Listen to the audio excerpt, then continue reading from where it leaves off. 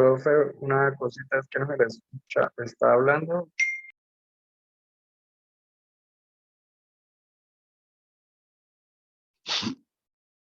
Ay, hijo de máquina. Sí, hijo de máquina, tiene toda la razón. Bueno, entonces, como estaba hablando, sí, menos mal que me dijo con el muy buenas noches, uy, sí, ahí sí fue un error. Les estoy diciendo que esto estaba en la plataforma. Yo les voy a hablar de estas cositas. No están ingresando a la plataforma. Yo no sé, pues cada uno hace de su vida lo que quiere. No están ingresando a las plataformas, no están viendo. Muy pocas visitas hay a las clases que yo les dejo. Muy pocas, muy pocas. Los trabajos, ya les califiqué el primero, estoy calificando el segundo. Em, las notas que les coloqué son notas altas, tienen que mejorar la calidad de esos trabajos, si no, la rigurosidad de los mismos va a ser, pues en nota, no va a ser pues obviamente la mejor. Tienen que revisar esto. Acuérdense en el previo anterior, las cosas que les expliqué y muchas de esas tenían que ver con los apuntes que están allá. No ingresan, no lo hacen. Total, pues yo no voy a empezar a pelear con ustedes porque obviamente, como ya les dije desde el primer día de clase cuando me conocieron, pues ese no es mi estilo. Mi estilo es que ustedes tienen que estudiar y ya son personas adultas. Aquí están todos los neumocitos, todas estas cosas que tienen que estudiar. Lo que son las presiones parciales de oxígeno. Tengo que arreglar con ustedes, obviamente, ya lo que es este trabajo. No están ingresando a ver las clases, tampoco me presionan. No, ustedes no hacen eso. Los estudiantes presionan, yo eso sí los tengo que salvar a ustedes. Los estudiantes presionan mucho para que el profesor les suba las clases. ¿Para qué? Para no verlas.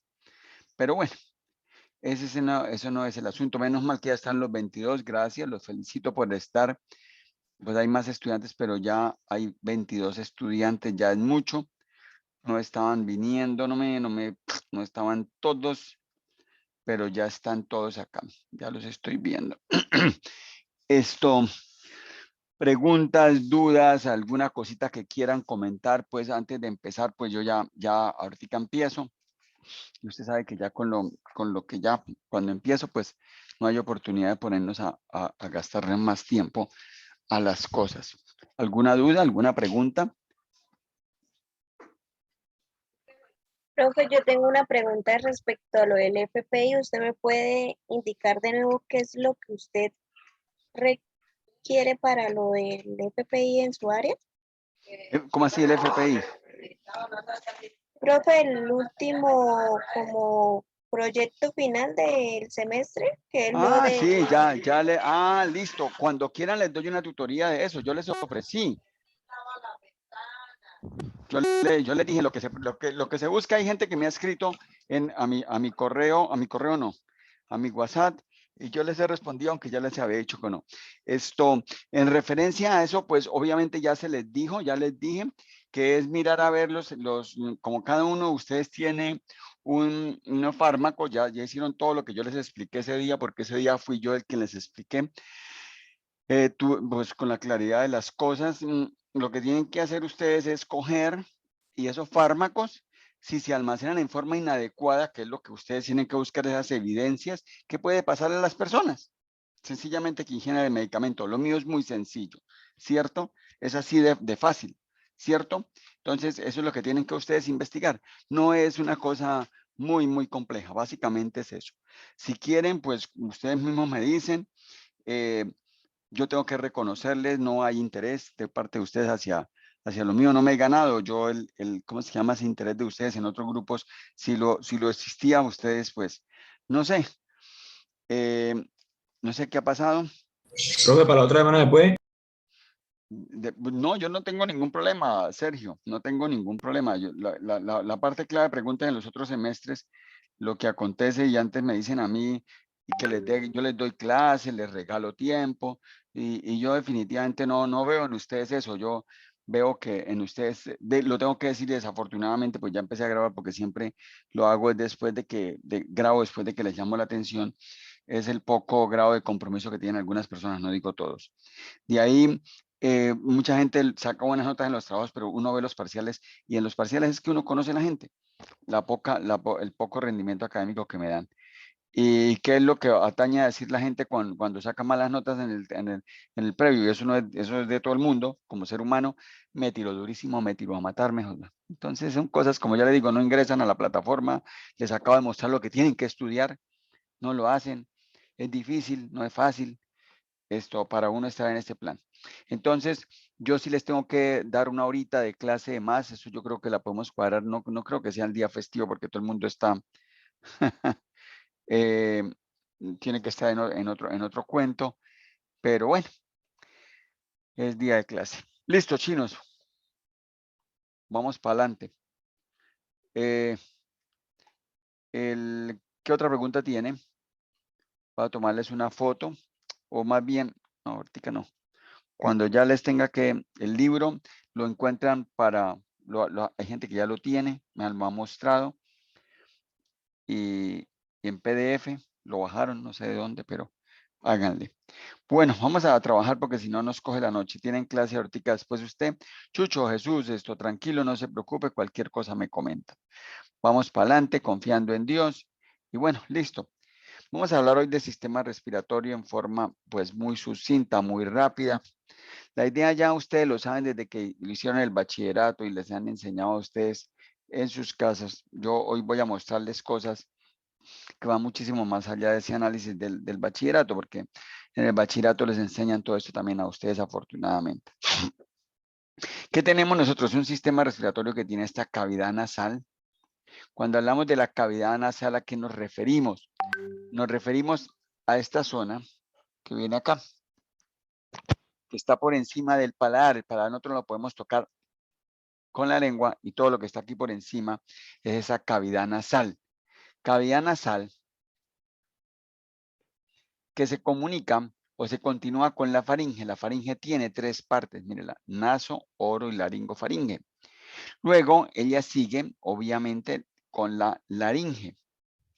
Les voy a mostrar cosas muy bonitas en torno a esa faringe, a esa laringe, unas cosas muy hermosas que tenemos en la universidad.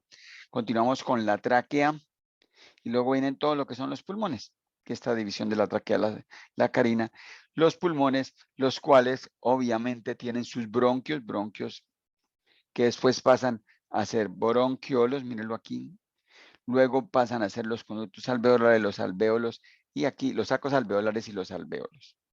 ¿Cierto? Yo les puedo decir cuál es el camino del aire, y ustedes lo tienen que saber. Es clave, y en lo que tienen allá en el documento que tienen ustedes en la plataforma, les dice que hay fenómenos que son fenómenos de inspiración y expiración, es tomar el aire, la mecánica ventilatoria. El otro es ese aire con esos gases que se toman, ellos se intercambian, usted cogen el CO2 que se produce y ese CO2 que nosotros producimos, no que producen, sino que producimos nosotros, ese CO2 se pasa o se intercambia por el oxígeno que viene en el medio ambiente. Y ahí lo importante que cuidemos nuestro medio ambiente, porque ese CO2, esto tiene que ser intercambiado por ese oxígeno y ese oxígeno nosotros lo estamos acabando. No digo ustedes, sino digo el mundo entero. Eso no es real. Luego cogemos el oxígeno y lo transportamos en la sangre. Y eso nos ayuda a nosotros a regular el pH. Bueno, esto es clave. Por favor, ahí espere. Vamos a... Es que la otra vez se metió una gente que no era del grupo. Vamos a ver quién es esta ahorita. Se metió gente que no era del grupo desafortunadamente. Pero casi que están todos. Bueno. Entonces, en el libro de Fisiología del IPRED, que teníamos o que tenemos nosotros como libro texto, aspiro a que lo hayan fotocopiado. Hay gente que averigüé y en las fotocopiadoras y me dijeron que casi ni lo fotocopian, pero bueno, realmente estoy muy... No, mentira, yo no los voy a joder. Fíjense en ustedes si van en ese texto, por favor, van a la página 183 del texto y ahí les dice, el sistema respiratorio se le reconocen varias funciones, pero quizás las más destacadas se relacionan con la regulación de los niveles de oxígeno de dióxido de carbono de hidrogeniones en la sangre. Y se logra por mecanismos mecánicos y otros mecanismos químicos. Y ahí les explica, les dice lo que ocurre. Lo que yo les acabo de decir, de tomar el aire, el intercambio de los gases y el transporte. Eso básicamente lo que tenemos. Yo, obviamente, ustedes saben que yo les hago preguntas de ese texto que ustedes tienen ahí, de ese libro. Entonces, para que ustedes saben que tienen que leer esa parte. Desde la epiglotis hacia arriba hablamos vía aérea superior, de la epiglotis hacia abajo hablamos de vía aérea inferior. Vamos a ver la vía aérea superior, vamos a aprender cosas muy bacanas, muy bonitas en esta vía aérea superior. Nosotros tenemos unas cosas, la primero que tenemos es la cavidad nasal, que está por encima de lo que le dijimos que era el paladar duro, les dije que se lo podían tocar, ¿cierto? La nariz, las fosas nasales, por así decirlo, esta región acá, esto aquí le decimos nosotros narinas, narinas, es esto. Profe, un momentico, usted ahorita dijo de una página, es que no me sirvió el audio en ese momento. 183 es lo que yo Es les del expliqué. libro rosadito, ¿cierto? Sí, el libro rosadito, nena. Sí, ahí está lo primero que les expliqué. Gracias por estar pendiente, te felicito, muy bien. Y esto es las narinas, ¿cierto? Esto es las fosas nasales, que tiene un epitelio ahí, al principio tiene pelitos, y después es un epitelio respiratorio. Les voy a mostrar una cosa muy bonita, es epitelio respiratorio. Yo he visto cómo hay gente que no es ni siquiera del IPRED, que se ha inscrito a esa página que yo la hice para la gente del IPRED, y hay gente de fuera de la universidad que se ha inscrito a esa página, que yo he creado para ustedes, y que muchas veces, con tristeza lo digo, en el previo anterior, los audios que yo les coloqué, entraron 7 personas a verlo, de ustedes. Entonces, ¿no? Entonces termina esto aquí atrás en algo que se llama la nasofaringe, aquí hay una cosa que se llaman las coanas. Entonces, narinas metemos, coanas salimos. Ahí están las funciones, olfato, la respiración, el polvo, la filtración del polvo, la humidificación del aire y las secreciones de los senos paranasales.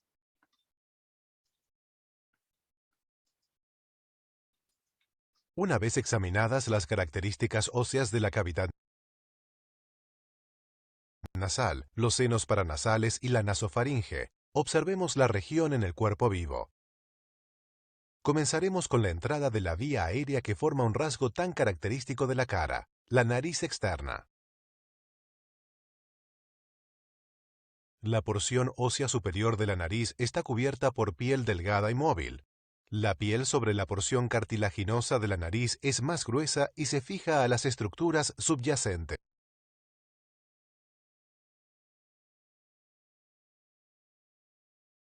Profe, no se le escucha. Ah, bueno, listo. Caramba, gracias, Angelita. ¿Qué les iba a decir? Ah, bueno, uno se toca aquí y es la parte ósea, ¿cierto? Y aquí, fíjese lo fácilmente maleable o que se puede mover muy sencillamente lo que es la parte cartilaginosa. De ahí lo complejo de un golpe en la cara. Es una cosa muy absurda. Los niños, a ustedes les van a llegar a sus sitios peladitos que se meten peloticas o maíces en la boca, en la nariz.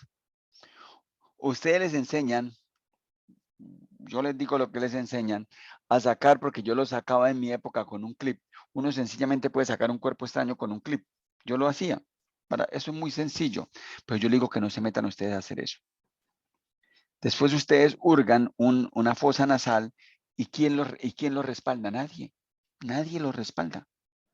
El dueño de la droguería o ustedes como dueños de droguería, ahorita tengo un amigo que acabó de abrir una droguería, un estudiante, y él llegaba y me decía, que artista, hacía unas jodas, y yo llegaba, no voy a decir porque pronto me dan las patas.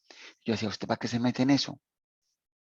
La esposa de él también tiene droguería, y yo hablé, y ella me dijo, no, es que pronto me da el nombre, pero es que no digo.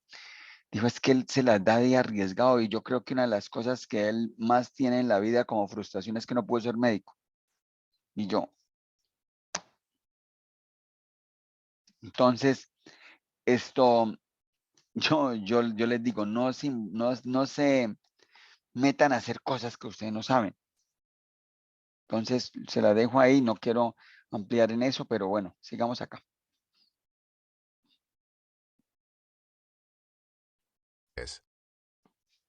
Las aberturas que forman el origen de la vía aérea son los orificios nasales, también denominados narinas.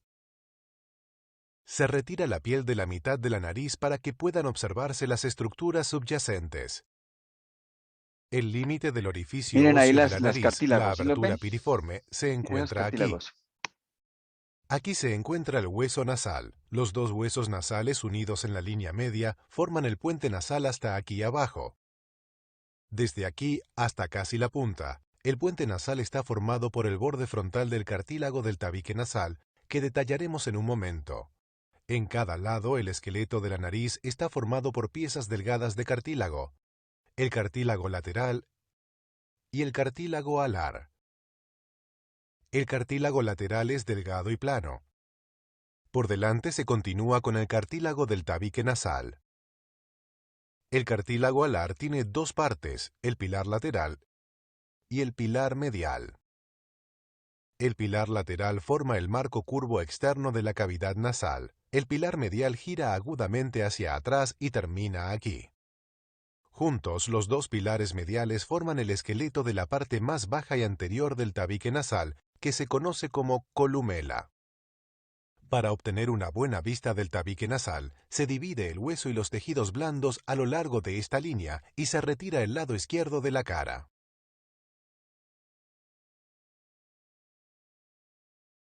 Se muestra aquí el tabique nasal. Antes de observarlo, orientémonos. Aquí se encuentra la fosa craneal.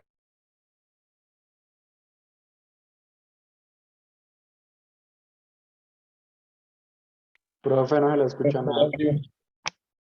Ay, fue mi chica, yo no sé qué me está pasando hoy, pero es que no levanto novia.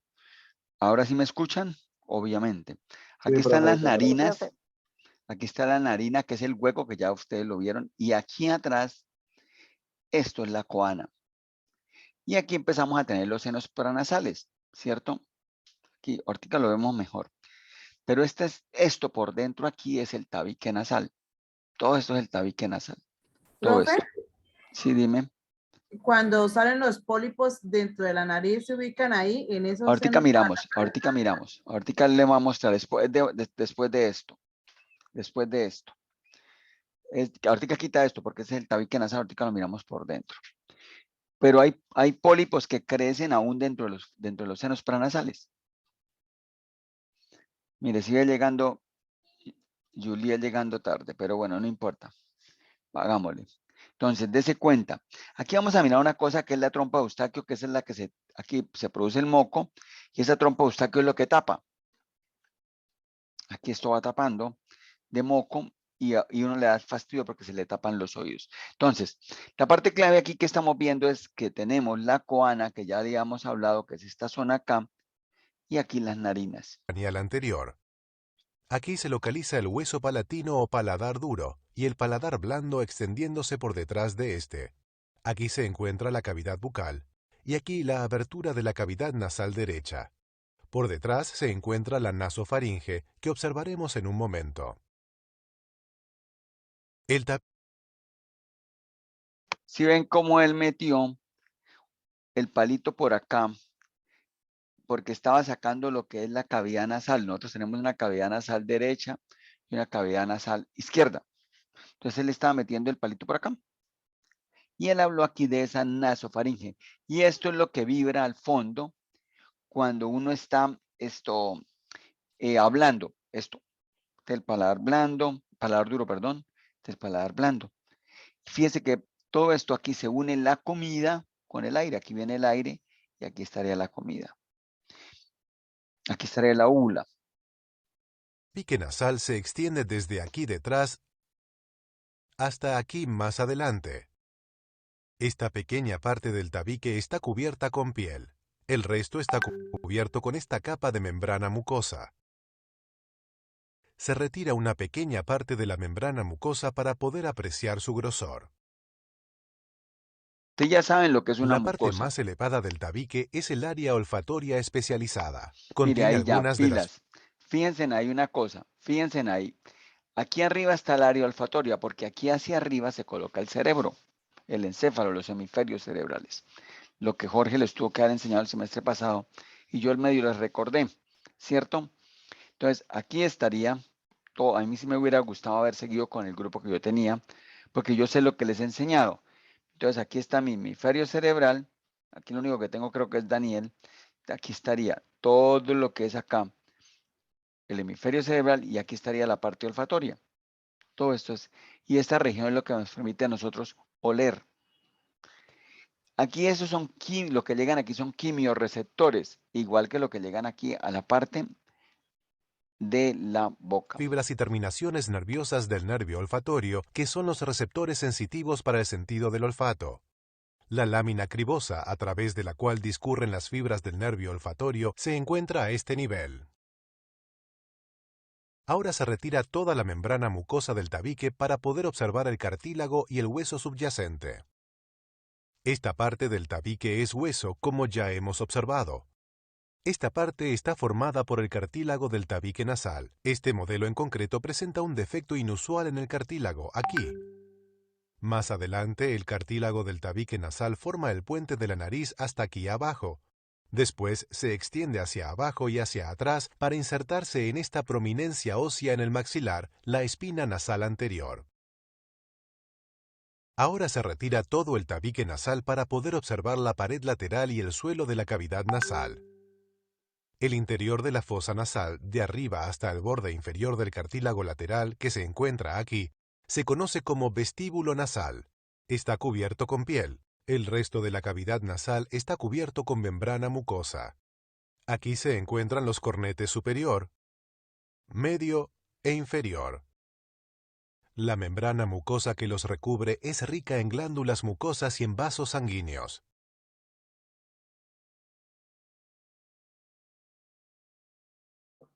Profe, no se le escucha. Aló, ¿cómo? ¿Sí me escuchan? ¿Sí? Ahora sí, ahorita.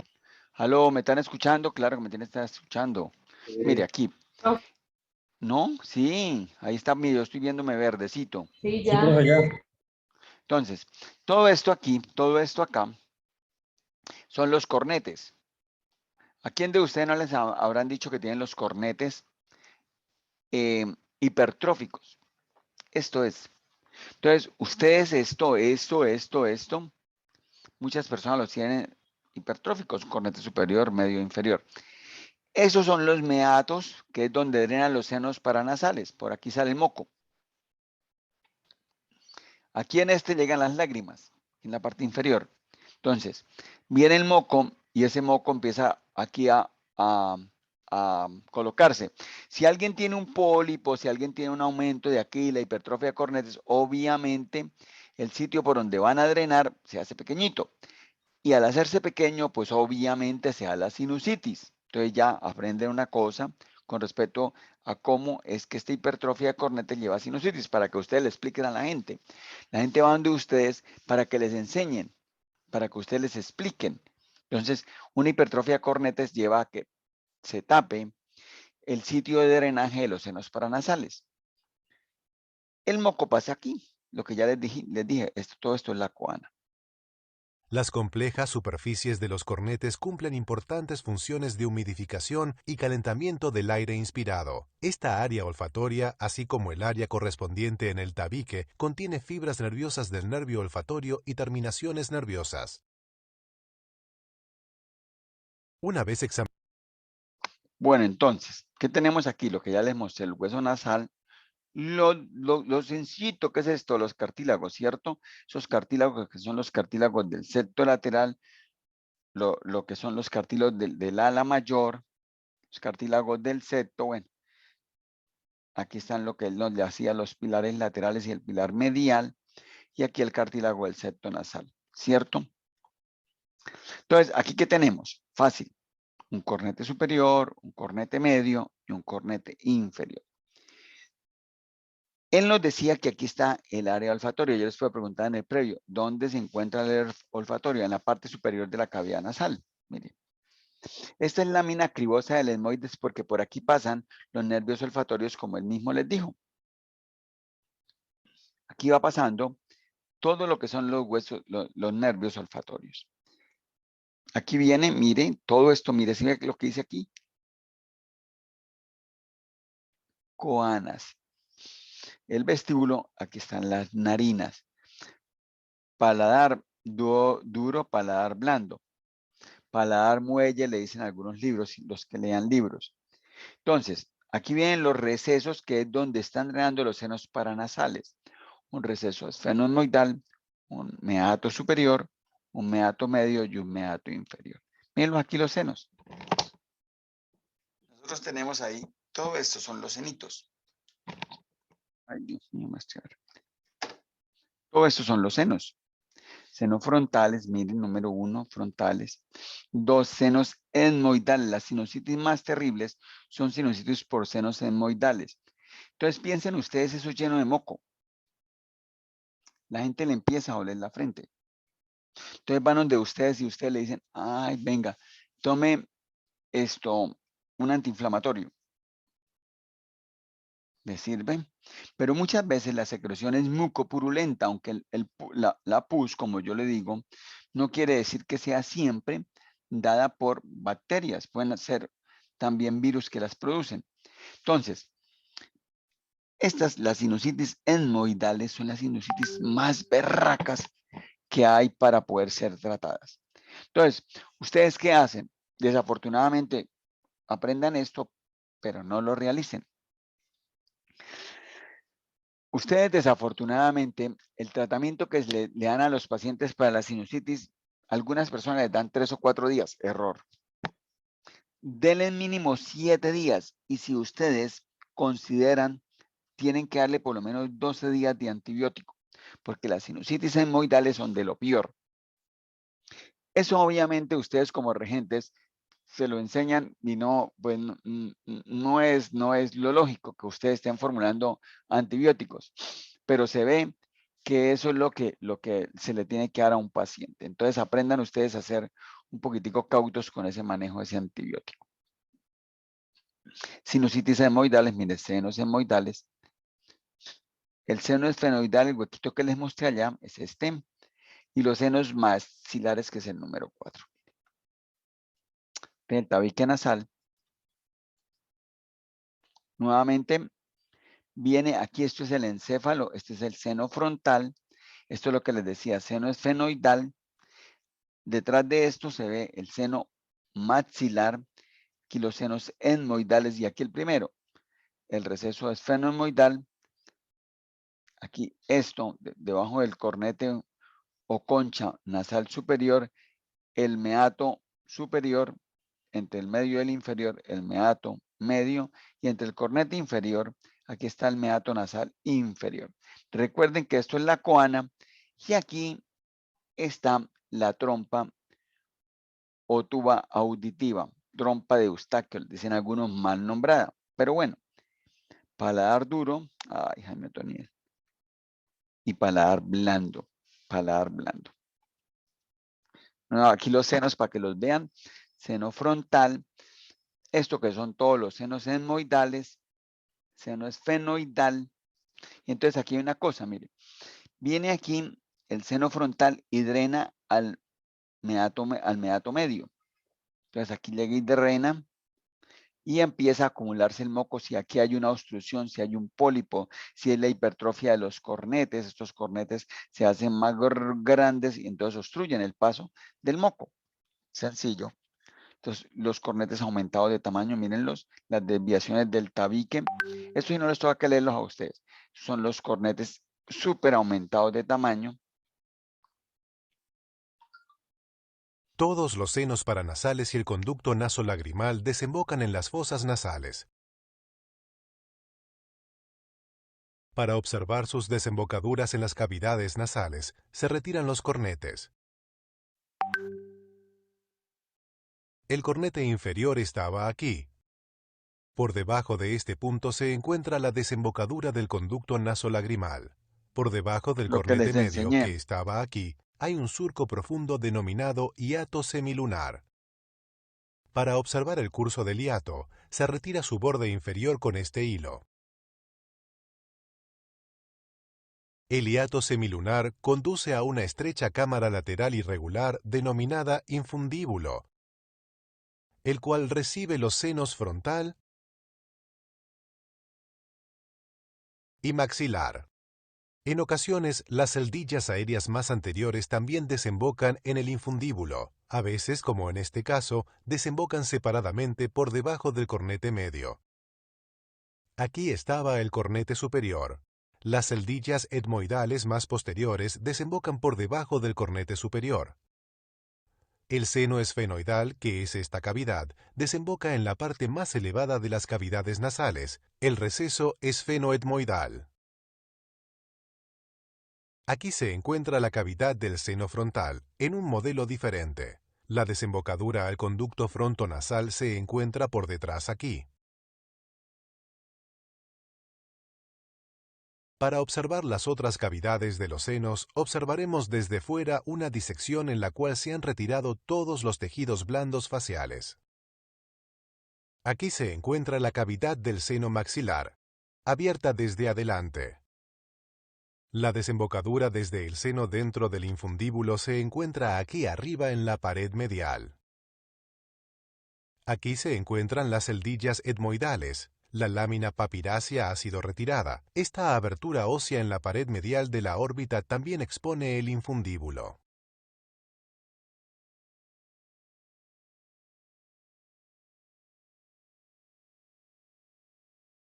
Bueno, entonces ahí ya ustedes ya aprendieron a ver lo que son los senos, ya aprendieron a ver lo que son los cornetes, pero aquí hay una cosa que quiero que empiecen también ustedes a ver. Para mí es muy importante esto. Estas son gráficas de la universidad. Esta es la histología de lo que ustedes, pues nosotros tenemos en la universidad y tenemos, obviamente, tenemos en nuestro cuerpo. Esto es un epitelio que fíjense que tiene unas telitas por encima. Eso se llaman cilios. Este epitelio yo se lo enseñé. Ese epitelio es un epitelio pseudoestratificado cilíndrico ciliado. Pseudoestratificado cilíndrico ciliado porque parecieran que fueran muchas capas. Y aquí fíjense que el moco se puede colocar acá. Estas células que son como blanquitas producen moco. Y al botar aquí el moco coge. Si uno le entra polvo, empieza a recoger el moco y ese moco empieza a barrer esas sustancias que nosotros entran a nuestro cuerpo, empieza a sacarlas. Entonces, nosotros producimos ese moco por medio de estas células. Hay también unas glándulas seromucosas, también lo hacen, mucosas principalmente, y ellas barren las partículas que están entrando en nuestro medio ambiente. Listo. Entonces ya aprendemos a mirar lo que es ese epitelio. Mírenlo aquí. Células caliciformes producen moco. Células caliciformes. Y aquí está el epitelio, que es un epitelio estratificado, pseudoestratificado cilíndrico ciliado. Luego de que nosotros salimos de la cavidad nasal con los cornetes, sabemos con la cavidad nasal, con los meatos, que eran los senos paranasales, encontramos la faringe, ya aquí esto. Faringe que tiene una nasofaringe, una orofaringe y una laringofaringe, ¿cierto? Y aquí es importante esto. En el techo de esa nasofaringe, aquí en esta zona, ya les muestro, vamos a tener lo que son las adenoides.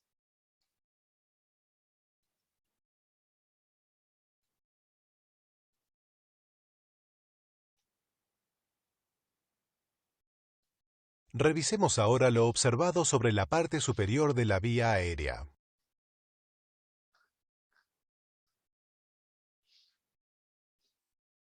Aquí se encuentran los orificios nasales o narinas, la columela, el cartílago lateral, el cartílago alar, el cartílago del tabique nasal, el vestíbulo nasal y el área olfatoria. Bueno.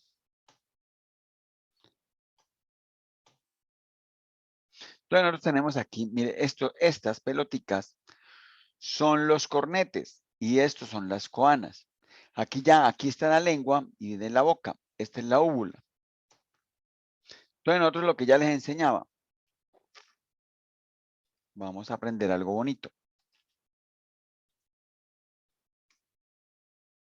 Vamos a enfocarnos básicamente aquí en esta zona. Todo esto es la nasofaringe. Aquí esta zona es la que yo quiero que tengan cuidado porque mire, aquí está esto que se llama la tonsila faríngea. Esa tonsila es como hablar de la amígdala faríngea. Cuando eso se pone muy grande, los niños sufren de una enfermedad que se llama adenoides. Las adenoides le piden al muchachito respirar. Tiene que estar respirando cada ratico con la boca abierta.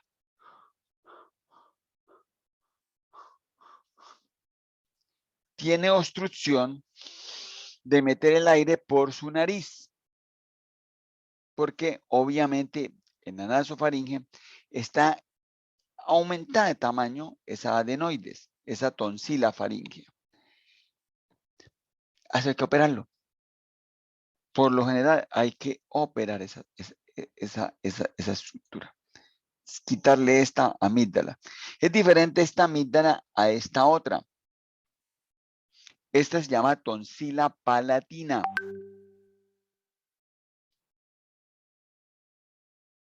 Entonces, cuando usted le abre la boca a la persona y le dice, muéstreme las amígdalas, las que están aquí son las palatinas. Las que están por encima del paladar, obviamente, esas son las faringeas. Las tonsilafaringeas, que son las adenoides. Bueno, preguntas hasta ahí, por favor. ¿Por qué se da lo de la obstrucción que usted dice que toca operar? Porque esto se aumentó de tamaño, las ¿Y adenoides. por qué? Porque desafortunadamente no hay una regresión. Buena pregunta, Jesús. No hay una regresión. A ver aquí. Digamos que buscarlo aquí. Profe, o sea que lo que se inflama son las glándulas Mira, adenoides. las adenoides, mira, la adenoide inflamada. Normal Oh, e inflamada. Sí, Ángela. Ahí está, mire, se crecen, se vuelven más grandes. Eso es tejido linfoide, ¿cierto? Esas son cosas muy, muy, muy grandes. Entonces, la gente hay que hacerle cirugía por esto. Profe, Sí, esta cuénteme. imagen te dice adenoides que se ve lo que uno llama las amígdalas, que se ven esas. Eso es erróneo. No, eso no es, por eso no me meto con eso porque eso es erróneo. Ahí son las amígdalas, eso está mal. Por eso les corregí. Eso aquí lo que uno ve son las amígdalas. Las adenoides están por detrás de eso. Ah, ok. No, por eso no quise hablar de eso porque eso es erróneo. Hay muchas cosas en internet que son erróneas, ¿no? Las amígdalas de las que pregunta Miriam son las que están acá. Bueno, Profe, ¿qué puedo cuando hacerle? dicen ¿Las que se llaman palatinas? que la persona se congestiona de la zona T, ¿La zona qué, Sergio? de la zona T cuando tiene sinusitis, Uy, yo no había escuchado eso, Sergio. No tengo ni idea. Sí son las palatinas, Miriam. No, Sergio, no he escuchado de la zona T. que, No tengo que ni ellos idea. dicen que le duele la frente, que yo no sé, que la gente dice que la zona T, pero eso es más popular por la gente. Ah, ay, les voy a poner un trabajo de cosas populares. Voy a colocarles un trabajito de cosas populares. Después les enseño qué es lo que van a tener que hacer. Bueno.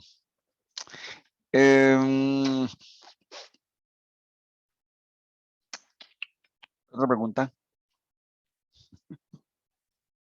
Profe, es Vámonos. que a mí me dejó como confundida. O sea, ¿las palatinas son las mismas amígdalas? Las amígdalas son todas, las tonsilas son todas, pero las que las que ustedes ven en su casa y que siempre les han jodido, abran la boca. Esas son las palatinas.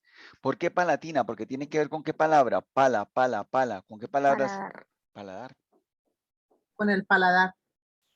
Sí, eso es lo que me estaban aquí diciendo. Por eso es que yo no quise decir, Miriam, pues atravesó, como yo digo, a los chinos le digo, atravesó la burra para preguntar por eso, porque la vio y está bien, tiene su duda y ya se la respondí. Pero esa no es la que Jesús me estaba preguntando, Jesús Delgado. Jesús Delgado me preguntaba era por las adenoides. Pero pues no lo quería preguntar, pero yo creo que ya afortunadamente Miriam en últimas preguntó, porque es mejor salir de esa duda. Entonces, Angelita, ¿te quedó claro que las palatinas Sí, son las profe, las de la casa? clarísimo. Las otras no se ven. Las otras son muy difíciles de ver. Profe, y al tener uno los adenoides de pronto grandes, ¿también influye en las alergias y eso? No, las alergias influyen en tener los cornetes altos, grandes. Los hongos que tenemos en el ambiente, muchísimas veces en las casas no se hacen buenos aseos, la gente no limpia y empiezan a oler a feo, ahí hay mucho hongo. Y eso empieza a fregar lo que son los tabiques nasales, el tabique no, la mucosa nasal, que eso es un problema serio. Más no es que el adenoide lleve alergia. No, No, no porque es señora. que a mí, yo pues como tenía 12 años, también tenía los Uy, pero adenoides hace grandes. bastante, Laurita. Hace poquito tenía los adenoides grandes y las vías aéreas, creo que es, las tenía muy finitas. Y también, pues ahí dijeron que era en base a las alergias y eso, porque yo Ah, pues pero eso es otra cosa, quedé las con alergias, con rinitis rinitis es otra cosa. en Lo base que a pasa, eso. pero es bueno que te vea un otorrino, ¿cierto? Porque es que todo el mundo No, sí, yo empieza, estoy en tratamiento. sí, Y al con un inicio otorrino. me dijeron que me tenían que operar, pero ya después dijeron que no, que tampoco la operación era como muy acertada, porque hay veces que van peor. No, no, no, eso tampoco. Bueno, a ver, vamos por partes, como hizo ya el destripador. No es que una hipertrofia lleve alergias. Las hipertrofias, es que las amígdalas, que estamos hablando de las adenoides, no se devuelven a su tamaño normal, como tenemos todos. Se crean muy grandes, ¿cierto? La rinitis es otra cosa. Es la respuesta exagerada e inflamatoria a un alergeno. El mismo hongo puede ser un alergeno. Las flores, un alergeno. ¿Cierto? Le producen a la persona alergia. ¿Sí te queda claro eso, Laura? Ah, no, sí, señor. Listo. Entonces, Cuando, bueno, sí. pues pregunta. Le quería decir que si, pues si yo tuve los adenoides grandes, puede ser que continúe o no, o esos ¿Con vuelven qué? a un tamaño y se quedan así. No, se quedan ahí, ellos se disminuyen de tamaño. Ah, vale. Lo que pasa es que, ¿por qué dicen los médicos que no operar? Como eso es una masa que está en regresión y eso no crece constantemente, no. Entonces, ¿qué es lo que va creciendo? Esta zona aquí. Esta zona, mientras que tú estás creciendo, ella también se va haciendo más grande. Entonces, en la medida en que tú creces, esta zona también crece. Y al crecer esto, esa masa que tú llamas, las adenoides, se van en relación espacio nasofaringe, se van haciendo más pequeñitas. Antes estaban obstruyendo el 50% de la luz, ya después con el tiempo van a estar obstruyendo solamente el 10% de la luz. Entonces no te da dificultad respiratoria. ¿Qué es? Que muchas veces es tanto el problema que tú tienes con esas adenoides, o tú tienes, no, los pacientes tienen con esas adenoides, que muchas veces tienen problemas de sinusitis muy serios y ante cualquier efecto, ante cualquier alergeno, le da la rinitis y la rinitis empuja un cuadro de sinusitis, pero no tiene nada que ver con las adenoides. ¿Sí me entendiste, Laura Rojas? Sí, señor. Bueno, listo. Como que les gustó el tema. Entonces, después viene la laringe, ¿cierto? Produce la voz. Tiene cartílagos. Este cartílago es el de la manzana de Adán, es el tiroideo. Debajo de él, el cricoideo. Aquí en este sitio es donde uno se mete cuando una persona tiene obstrucción, ahí por debajito, a buscar con meterse y meter ahí un lapicerito para poderlo salvar. No se metan a hacer eso. Ustedes no lo saben hacer, eso no es sencillo. La epiglotis, el cartílago aritenoideo, el corniculado y el cuneiforme. Entonces, ¿qué hace la epiglotis? Dice, el aire se va para la vía respiratoria y la comida se va para el esófago. Abre y cierra el cartílago epiglótico, la vía respiratoria, y se produce la voz.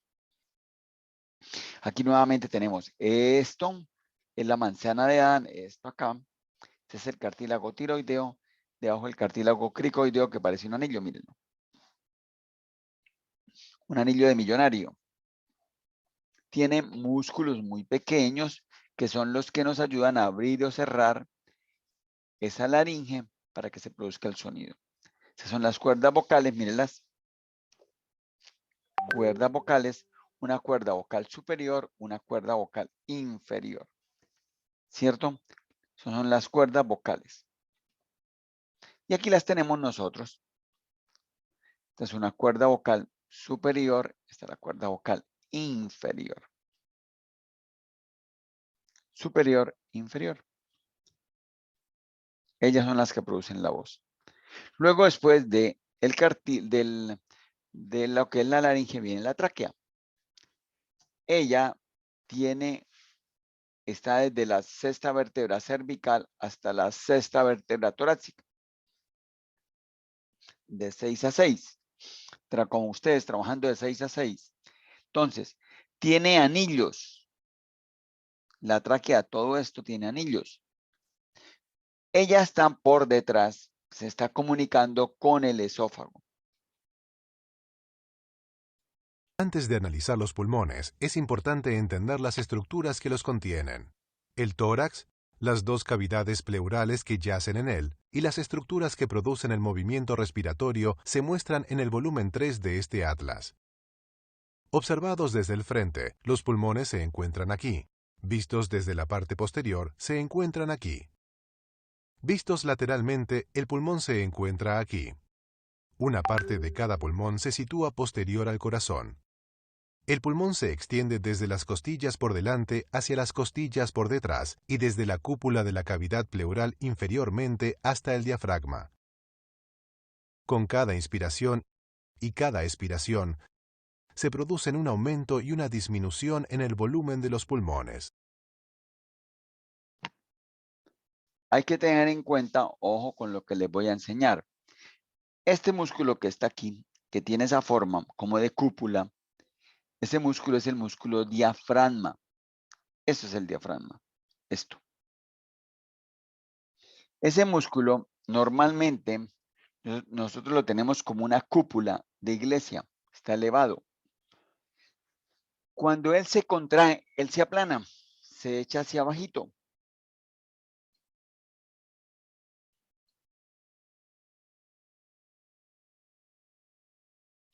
No puedo porque a veces me traba por cuando hago esto. Él se echa hacia abajo, se aplana. Entonces pregunto, una pregunta. ¿Dónde hay mayor volumen? Cuando el mayor volumen en el tórax. Cuando el volumen es mayor en el tórax. Cuando el diafragma está hacia arriba, cuando él no está contraído, sino está relajado, o cuando él se relaja, se hace más plano. ¿Cuándo es mayor el volumen a nivel de la cabeza? Cuando se hace más plano, profe. Cuando ¿No? está, ¿cómo? Cuando se Hacia contrae. arriba. Hacia arriba dice Sergio. Mayra dice que hacia abajo. Cuando se contrae. Profe, cuando se contrae. Cuando se contrae, ¿qué? Profe, cuando está hacia abajo hay más volumen porque él se... Porque es en el tórax, profe. No, todo es en el tórax, sí. Claro que es en el tórax. Pero yo digo, está sin contraer, está ahí sanitos, chévere. Bacano, el man está relajado. Cuando se contrae, él baja. Y al bajar, lo que Mayra estaba diciendo, que fue la primera persona que dijo, Mayra Rueda, ella dijo, se aumenta el volumen. Y eso es cierto. Contrario a lo que estaba diciendo Sergio. Venga, démosle punto a Mayra Rueda. Estamos a 25 todo el día, ¿no?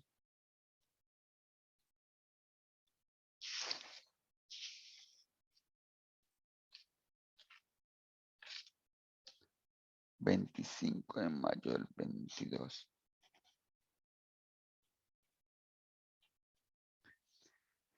Ay, Dios mío, Mayra Rueda, listo, más 0,2. Bueno, muy bien, Mayra. Vamos a seguir viendo la película. El video, ¿no? Tampoco es ni porque no hubiéramos ido para Profe, yo tengo una pregunta ¿Qué pasó, sobre mija? cuando el diafragma se contrae. Ahí es cuando se produce el hipo. No. Ok. Muy bien, Ilona. Ilona, ¿usted no es esto? ¿Viñas? Sí, es que ese es mi segundo apellido. Ay, Dios mío. Santísimo rostro, ¿quién entiende esta niña? Ay, que se me olvidó cambiarlo. Ahí fuera el profesor y verá cómo le caían encima a ustedes. Bueno. Se producen un aumento y una disminución en el volumen de los pulmones. Lo que les decía. Aquí se muestran los pulmones aislados, vistos por delante. Mire lo que es la tráquea y aquí la bifurcación, que es la carina. La carina es el sitio de bifurcación. Esos son los bronquios. Y esos son los pulmones. Siendo inflados con aire para mantener su forma. Aquí se localiza la tráquea y aquí los dos bronquios principales. Este es el vértice de cada pulmón. Y esta es la base o superficie diafragmática. El espacio entre los dos pulmones está ocupado por el corazón y los grandes vasos sanguíneos. Cada pulmón Lo que tiene les tres decía caras. Con respecto al diafragma. La cara mediastínica, mediastínica, que incluye el ilio, donde entran los bronquios y los vasos sanguíneos. La cara cóncava inferior, que descansa sobre el diafragma y que se denomina diafragmática.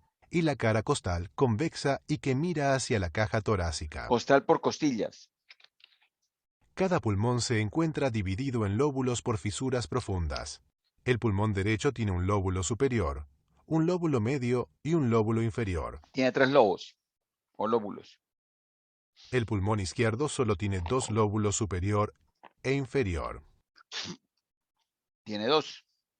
Aquí se muestran los pulmones vistos desde la parte posterior. Las fisuras que separan los lóbulos se extienden dando una vuelta entera sobre la superficie mediastinal. El espacio entre las partes posteriores de los pulmones está ocupado por los cuerpos vertebrales. Para observar los pulmones de una manera más natural, utilizaremos una disección en la que se ha retirado la pared anterior del tórax. De nuevo, los pulmones se han inflado con aire para mantenerlos expandidos. La superficie de estos pulmones está ennegrecida por partículas de carbón atrapadas por la exposición crónica al humo. Los dos pulmones están separados por el mediastino, la línea media que está ocupada en su mayor parte por el corazón y los grandes vasos y también por grasa, nódulos linfáticos y en la infancia por el timo. La superficie del pulmón está formada por la pleura visceral. La pleura visceral cubre completamente el pulmón, excepto aquí, en el ilio, donde se torna continua con la pleura parietal. Una observación más próxima del borde del pulmón permite visualizar los alvéolos, los diminutos espacios donde ocurre el intercambio gaseoso. Se abren progresivamente a medida que lentamente inflamos el pulmón. Ahora dejamos que el pulmón se colapse. Para poder observar las dos superficies pleurales separadas, la parietal y la visceral. Ambas se encuentran normalmente en un íntimo contacto deslizante, con nada entre ellas excepto una película de líquido ceroso. Bueno, entonces nos vamos a meter a los pulmones. Preguntas. Preguntas. Preguntas. Profe, ¿no habría una posibilidad de que el pulmón se perfore por la pared? ¿Cómo que no? Ahí se le escucho, es como un carro. Que si no hay la posibilidad que un pulmón se perfore por la pared que está alrededor. Sí, es que ahorita en el video aparecía que el pulmón se deslizaba. Bueno, no le entiendo bien lo que me está diciendo porque se corta, pero la idea ¿cuál es? Usted me dice que si un pulmón se puede perforar por donde está ubicado, por el tórax, en el tórax, por estar metido en el tórax, es lo que quiere decirme, Jaiber, porque no le escucho bien. Sí, profe, algo así. Es que allá se escucha más bien el pito como de un carro, mano. Pero bueno, vamos a ver si logro contestarle su pregunta. Una persona que tenga una fractura a nivel pulmonar, a nivel de la caja torácica, esa persona se le puede perforar el pulmón.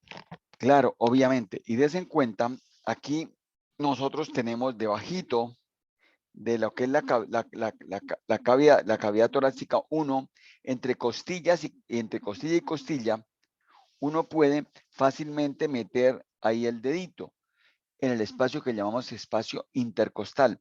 Debajito de eso, fácilmente se rompe. Obviamente con un objeto filoso, ¿no? No fácilmente se va a romper con mi mano, con un golpe. Pero si es un objeto filoso, sí lo puedo romper muy fácilmente. ¿Cierto? Bueno. ¿Queda claro eso? La pregunta de Jaiber. Ahí depende, causa un neumotórax, un neumotórax. Sí, un neumotórax. Sangre, si es agua. Miriam, usted es enfermera, ¿cierto? Que me dijo la primera vez. ¿Dónde está trabajando? No, profe, yo no le dije. No, yo Aló. soy Ivette. Profe, No, Ivette. la que habló fue Miriam o Ivette. Las dos. Aquí fue puerca. Miriam, ¿sí es enfermera en la vaina? No. No, entonces usted, Ivette. Señor. ¿Quién es la que me dijo que era enfermera entonces? Me equivoqué. Yo, profe, es que estoy enferma. Yo. Ah, bueno. Ivette. Ivette, bueno. ¿Está mal genio? Fue puerca. No, es que tengo laringitis. Bueno, sigamos aquí. Profe, yo le iba a hacer una pregunta. Cuéntemelo todo. Cuando hay un golpe fuerte en las costillas, bueno, en el costillaje, ¿puede haber perforación del pulmón? Eso es lo que le estaba respondiendo yo ahorita a Jaiber. Justamente eso, Miriam. Pero digamos, independientemente de la parte donde usted señala que es así la de por debajito, digamos, es en la parte más altica, que va como hacia la axila, ¿puede ocurrir? No, siempre va a ser como en la parte más baja. No, en cualquier lado. Desde que se rompan las costillas y las costillas, el golpe lo lleve hacia la parte donde está el pulmón, lo puede romper. Sí, se puede romper. Desafortunadamente. Pero la recuperación sí es esto, digamos, no es quirúrgica, es, digamos, como... Depende. Depende de la gravedad. No, de lo que se le ha metido el hueso que se haya podido meter. Eso es apenas, si se mete bastante hueso hay que sacarlo. Ah, ok. Listo, profe, gracias. Otra pregunta. Entonces da lo que se llaman neumotoras, que era lo que ellas estaban diciendo. Entonces, el neumotoras es cuando se mete el aire dentro de la cavidad, ¿cierto? Eso es clave y es importante que ustedes lo tengan en cuenta. Vaya a la página 184 del libro.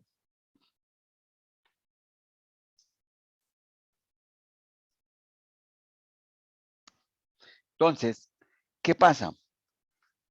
Nosotros tenemos una presión tanto adentro como afuera. La presión de afuera es la presión atmosférica y la presión adentro es la presión que nosotros tenemos en la cavidad torácica, ¿cierto? Lean todos en la página 184, donde dice, si usted rompe el neumático, un neumático de carro, ¿quién me ayuda leyendo ese pedacito? Yo, profe. A ver, Miriam, dele. Si usted rompe un neumático de carro, espera que el aire salga y básicamente ocurre porque la presión dentro del neumático es superior a la presión ambiental. Sí, por entonces la presión dentro del neumático es muy grande. Si usted le abre un huequito, se sale el aire. Eso es fácil, listo. Por otra parte, cuando usted succiona un líquido con una jeringa, lo que hace es aumentar el volumen dentro de la jeringa, lo cual a su vez disminuye la presión dentro de la misma y el líquido que se encuentra por fuera de ella ingresa hasta que las presiones se equilibren. Entonces, usted le aumenta el volumen, obviamente es más fácil que entre el aire o el líquido que usted tiene afuera. Muy bien. Si usted quiere inyectar el líquido, hace exactamente la operación opuesta, es decir, disminuye el volumen con el émbolo, lo que conduce a un aumento de la presión dentro de la misma y el líquido sale hasta que las presiones se equilibran. Listo, después de haber leído, gracias Miriam por haberme colaborado, después de haber leído eso, para que el pulmón se colapse, que se dice neumotoras, neumotoras, neumotoras. ¿Qué ocurre? Ocurre que la presión que está afuera, la presión del medio ambiente, llega y sobrepasa la presión del pulmón. Y al sobrepasar la presión del pulmón, ¿qué le hace al pulmón? Lo espicha. Entonces, ¿qué ocurre en un neumotórax? Busquen ustedes ahí en su smartphone qué ocurre con un neumotórax.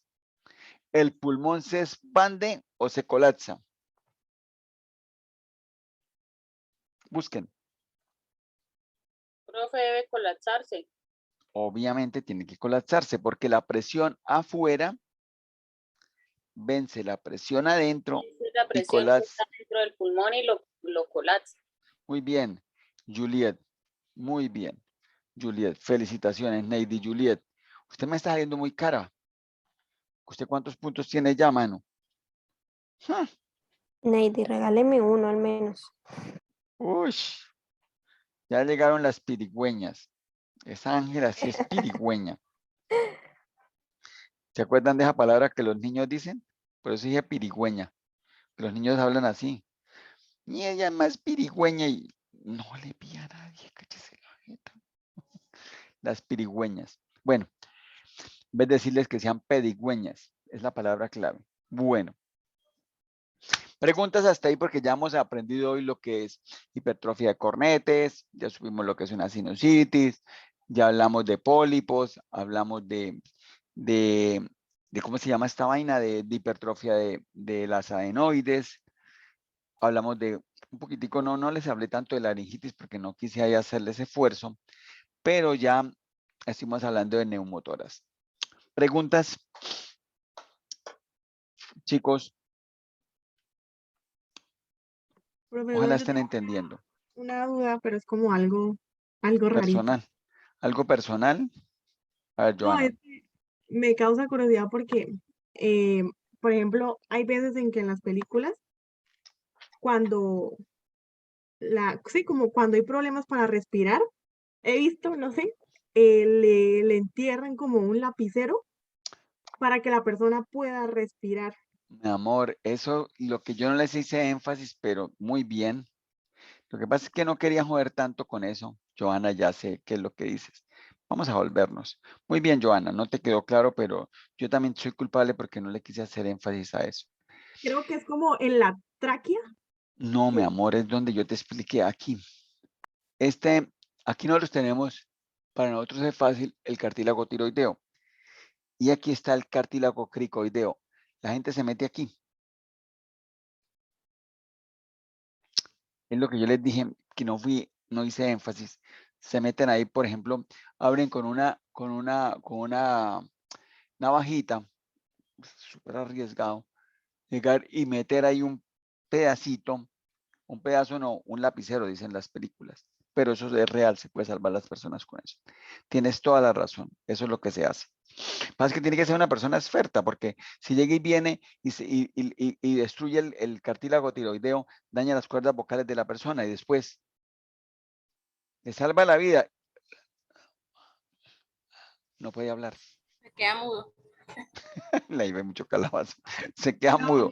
Y es verdad, y es verdad. Ella lo dice tomando el pelo, pero es verdad. Profe, pero eso también cuando les hacen las traqueostomías Es digamos, eso. en UCI, ahí también Es, los dejan sin hablar, les dañan las cuerdas vocales. Y siendo ellos, eso también es porque conlleva que lleva mucho tiempo con la traqueostomía, ¿cierto? yo no me voy a meter con eso, Ibe. Pero la traqueostomía tiene que ser una persona que sepa. Pero de todas maneras, como le digo, los médicos también dañan las cuerdas, o puede ser el tiempo que lleva el paciente con la traqueostomía, que al final Ambas no pueden cosas, hablar. ambas cosas, ambas cosas. Por eso es que se hacen en el COVID, hay que hacer la traqueostomía rápida. Recuerda, si tú estás trabajando, ¿en dónde estás trabajando, Ivette? Ahorita Metropolitana, no, en Sanitas. Sanitas, Yo trabajé en Foscal. Foscal. Ivette, esto muy bien. A ver, si una persona no experta hace una traqueostomía, se tira la joda. Daña las cuerdas vocales fácilmente. Una persona experta lo hace bien, ¿cierto? Yo conozco un médico aquí en la clínica Chicamocha que hizo más de 400 traqueostomías con COVID. Con COVID, ¿cierto? Una persona inexperta pues daña la cuerda vocal. Muy tarde ya una persona dejando pasar mucho tiempo puede dañarse las cuerdas vocales. Tienes razón. ¿Qué otra pregunta? No, bueno, no. No más. Bueno. Entonces aquí nosotros tenemos, ay Dios mío, tenemos aquí la tráquea, carina y los bronquios. Y empezamos a ver que los bronquios van a estar rodeados de músculo liso. Para mí es importante que tengan eso ahorita metido. Vienen los bronquios que van para los lobos y empiezan a, miren, empiezan a nacer de ellos los bronquiolos. Es importante que aprendan eso. Aunque ya les enseñé eso en su momento, sepa que aquí están los bronquiolos que tienen un poquitico de músculo liso. Tiene músculo liso. Ya esto ya no tienen los alvéolos y los contos alveolares ya no lo tienen. Entonces miren aquí. Atrás esto, mire, todo esto acá es la tráquea. La tráquea tiene, mire, esto, que es el músculo, mire, músculo liso traqueal, músculo de la tráquea. Todo viene aquí con músculo liso. Luego vienen los bronquios que tienen músculo liso, luego los bronquiolos que tienen músculo liso. Es importante que ya les enseñé que por delante del esófago está la tráquea. Esto es la tráquea. Entonces, aquí está el epitelio pseudoestratificado cilíndrico ciliado con las células caliciformes. Las células caliciformes yo les dije que producían ¿qué? Recuérdenme. Moco, profe, moco. Y aquí miren, esto mis chinitas, hoy Jesús está dormido, que es el hombre que más habla, que ha hablado de Sergio. Esto aquí son las glándulas. Glándulas seromucosas, aquí son más mucosas, son las blanquitas, las serosas son las más como moraditas, póngale fincha canario, que no son tan moradas, como más rojitas. Esas producen moco. Mire un vaso sanguíneo. Y este es el cartílago. Mírenlo. Son placas de nosotros, de ratoncitos de allá de nosotros de la universidad. Todo esto es la tráquea. Y esto es el cartílago. Lo que yo les decía, por delante está la tráquea, por detrás está el esófago. Mírenlo.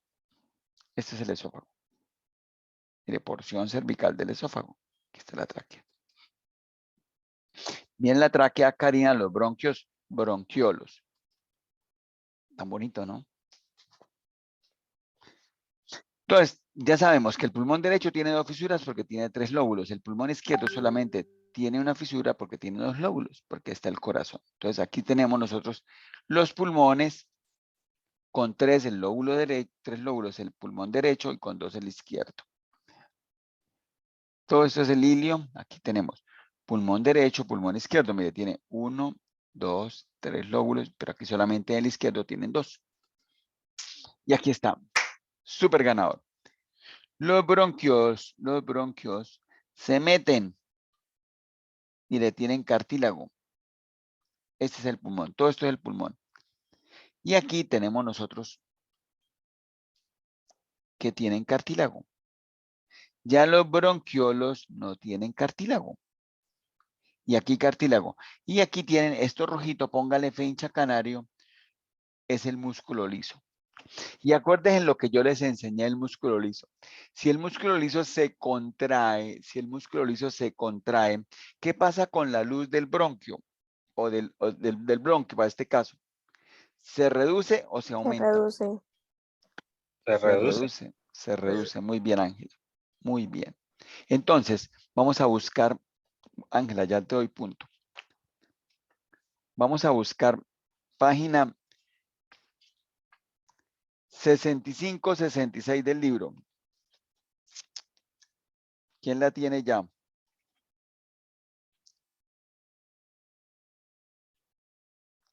¿Quién tiene No, eso profe. ya? Ivette, dale. Ivette, búscame la parte de pulmón. El músculo traqueal bronquial que está en la página 66, la parte de arriba. Músculo traqueal bronquial. Ahí dice relajación cuando hay dilatación. Dilatación, relajación. Cuando yo digo que hay un efecto beta 2, estamos diciendo que es un efecto adrenérgico o colinérgico. Adrenérgico. Adrenérgico. Es muy importante. Entonces, piensen, un paciente con asma, se le cierran las vías. Ustedes le dan fármacos de tipo adrenérgico. Y al dar fármacos de tipo adrenérgico, todo lo tienen que tener claro, esos fármacos adrenérgicos actúan sobre receptores alfa o beta y ahí vemos cómo los receptores beta 2 al ser estimulados por un fármaco agonista como la adrenalina a nivel del beta 2 relaja el músculo y si relaja el músculo se aumenta la luz del bronquio.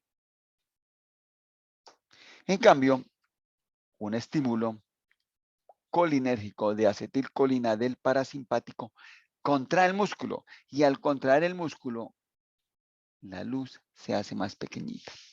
Entonces, busquen ustedes terfenadina no, yo que estoy diciendo, terbutalina. Busquen ustedes adrenalina. Busquen ustedes bricanil. ¿Cómo? ¿Quién me estaba hablando allá al fondo? Profe, ¿son broncodilatadores? No, eso es lo que quiero que me averigüen. El terbutalina es un adrenérgico beta 2. Beta 2. Entonces, ¿qué haría? ¿Sería broncodilatar o broncoconstriñir? Broncodilatador. ¿Sí ven? ¿Cómo aprenden? Y eso es lo que siempre yo les digo que tienen que aprenderse este cuadrito. Y ustedes saben que yo en el otro predio lo voy a volver a preguntar. Porque eso es muy importante. Bueno, creo que ya quedaron claros con eso. Me alegra mucho. Entonces, ¿qué les estoy mostrando aquí? Nuevamente lo mismo. ¿Qué vamos a tener nosotros? Mire, los lóbulos pulmonares vienen aquí y vienen los bronquiolos. ¿Y qué tienen los bronquiolos alrededor? Tienen el músculo liso. Y ese músculo liso es lo que estamos viendo. Ese músculo liso se puede contraer. Y si se contrae, disminuye la luz. Entonces, mire, a nivel de los bronquiolos, como les enseñaba, tenemos todavía músculo liso, que no existe a nivel de los alvéolos. En los alvéolos no tenemos eso. No existen músculo liso. Miren aquí, qué belleza esto. Esto es un bronquiolo, el cual tiene el epitelio que les enseñé. Y aquí está el músculo liso. Y este es el cartílago. Y ahora miremos, aquí nosotros tenemos también células caliciformes, glándulas serosas. ¿Y qué pasa con las glándulas bronquiales si yo le doy un efecto adrenérgico? Si le doy terbutalina, si le doy adrenalina, ¿qué pasaría con la secreción de esas glándulas? De acuerdo a lo que... Se expanden. Menor secreción. Aprendan eso. Muy bien, Ángela. Te felicito, Ángela. Ya te coloqué los puntos. Muy bien. Excelente. Ángela, ¿usted dónde está trabajando, hermana? Profesor, yo ahorita estoy trabajando como delegada de puesto en la registraduría. Uy, pero qué persona tan importante. ¿Y en dónde? En Lebrija, profe. Uy, se subió de categoría.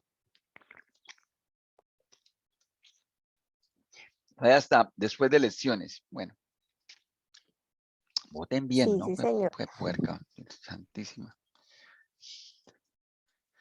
Bueno, miren aquí nuevamente. Está bien hecho el músculo liso. Está la luz del bronquio y aquí está el epitelio, mírenlo. Mira el cartílago. Eso es un bronquio. Miren los alvéolos. Y aquí está Joan Sebastián Delgado, estaban llegando. Mucho personaje. Entonces, él les mostró que había dos tipos de pleura. La pleura parietal y la pleura visceral, igual que la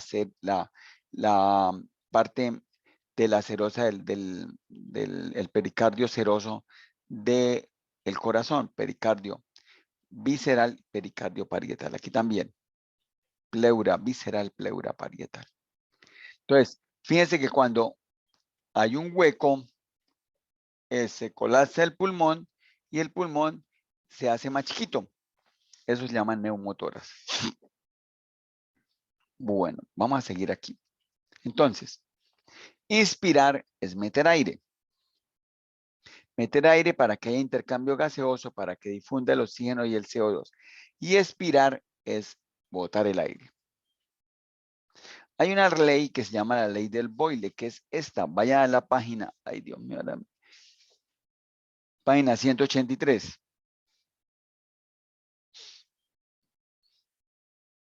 Ahí está la página 183, donde dice que BP igual a Radiotelevisora Nacional. BP igual a Radiotelevisora Nacional.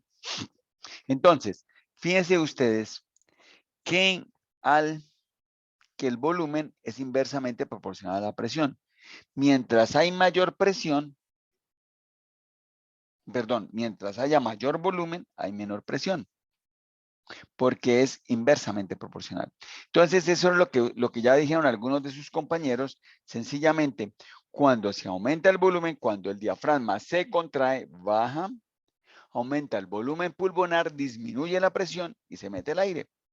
Eso es básicamente. Entonces, aquí nos está mostrando que la presión es mayor. Miren la gráfica esta. A menor, la presión es mayor cuando el volumen es menor. ¿Cierto? Porque son inversamente proporcionales. Al aumentar el volumen, disminuye la presión. Entonces, eso es lo que ya vimos al principio. Entonces, hay dos procesos que nos ayudan a que haya ventilación pulmonar: inspiración y expiración. La inspiración, ese es el diafragma.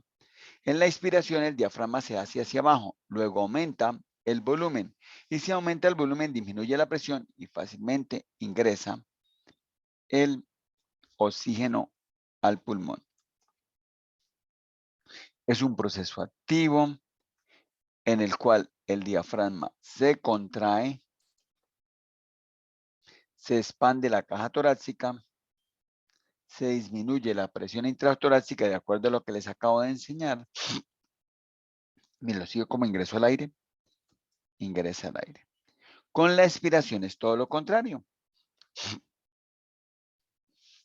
La inspiración es un proceso activo y está dado principalmente por la contracción del diafragma, principalmente, aunque hay los intercostales, que también son los intercostales externos, que ayudan también a la inspiración. En cambio, la expiración es la salida del aire de los pulmones. Es un fenómeno pasivo. Hay una relajación del diafragma. Se retrae el diafragma. Las fibras elásticas del pulmón se retraen. Al retraerse, como cuando usted infla un globo, usted le echa un aire, Usted está inspirando, es un proceso activo. Usted le mete aire a esa bomba. Sopla bomba. Cuando la bomba gana espacio, se vuelve más grande. Usted, si retira la boca de la bomba, ¿qué pasa con la bomba? ¿Qué le ocurre? Se desinfla. Se desinfla. Porque las fibras elásticas de la bomba, yo estoy colocando, estoy diciendo para que lo entiendan, no es que van a decir, Ayala me enseñó. Bueno, obviamente la bomba tiene fibras, esto tiene elástico, ¿cierto? Pero las fibras elásticas, ¿qué dicen? Ayudan a la salida de aire. Si lo vieron, tan bonito que es la vaina, mire. Entonces viene fibras elásticas, pónganle cuidado aquí, se retraen y ahí la salida del aire, tan bonito. El profesor les trae tan bonito. Mire cómo se contrae el pulmón. Eso fue lo que leyó Miriam. Eso es lo que les enseñó, lo que les dijo Miriam. Y ahí les explica en el libro, pues el aire ingresará a sus pulmones hasta que la presión ambiental interna, ta. Inspiración en la página 185. ¿Quién lee donde dice con un sujeto en reposo? ¿Quién me ayuda leyendo, por favor? Yo, profe. Yo. ¿Quién es yo? De todas Yo. A ver, lee, mi Lucy. amor. A ver, lee, mi tesoro. Dice, con un sujeto en reposo, la inspiración es un proceso activo en el sentido de que requiere del trabajo muscular. Se contrae el diafragma principalmente. Muy bien, Lucy. Sin embargo, la expiración con el sujeto en reposo es un proceso pasivo. Es decir, la disminución del volumen torácico Acuérdese ocurre que es sin inversa. actividad muscular. ¿Ve? La disminución del volumen torácico. Cuando yo disminuyo el volumen torácico, es inversamente proporcional. Disminuyo el volumen torácico, aumenta la presión y sale el aire. Muy bien. Sigue, mi amor. Bueno, dice, esencialmente la relajación muscular lleva los elementos elásticos de los tejidos torácicos a su posición inicial y con ello a una disminución del volumen y a un aumento de la presión intratorácica. intratorácica. Y cuando aumenta la presión, sale el airecito, ¿cierto? Y disminuye el volumen, sí, señor. Exacto, porque son inversamente proporcionales. ¿Cierto? Muy bien. Gracias. Lucy. Lucy, ¿usted dónde está trabajando que se me olvidó? Yo no trabajo, profe, yo me dedico a estudiar. Ay, tan estudiosa. Bueno. Listo. Vamos a ver aquí una cosita. Entonces ahí nosotros tenemos el diafragma, que es como un paracaídas, ¿cierto? Es este músculo. Está pegadito a las costillas, ¿sí lo ven? Entonces aquí tenemos los músculos que son inspiratorios. Ya les dije, ¿cuáles son los músculos inspiratorios? Básicamente el más inspiratorio de todos es el diafragma. Pero también hay unos músculos que son los intercostales externos que son inspiratorios. Y el esternocleidomastoideo y los escalenos también ayudan. Entonces yo les voy a preguntar algo. Cuando una persona tiene asma, fíjense lo que le ocurre. Esa persona, estos músculos se le ponen todos súper tensos y se contraen. Y los músculos que están entre costilla y costilla también se contraen. Entonces, ¿por qué se contraen esos músculos entre costilla y costilla? ¿Por qué los escalenos y el esternocleidomastoideo? Y el esternocleidomastoideo, tóquenlo así. Hagan así la cara hacia adelante y háganle fuerza con la mano. Y cójanse aquí este músculo. Ese es el esternocleidomastoideo. Este aquí. Fíjese cómo se contrae si yo hago esa fuerza. Ojalá que lo hayan hecho algunos. Entonces, fíjense que esos intercostales, si la persona se le cierran por dentro los bronquios, porque tiene asma, se contrae el músculo liso, que ya entendieron todos porque lo hemos trabajado muchas veces.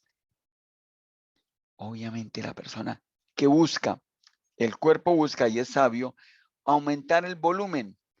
¿Para qué aumenta el volumen torácico? ¿O cómo lo hace? Contrayendo los músculos. Tirando esto, entonces tira esto para arriba para que la caja torácica se vuelva más grande. Tira estos que están en la mitad entre costilla y costilla para que se haga más grande.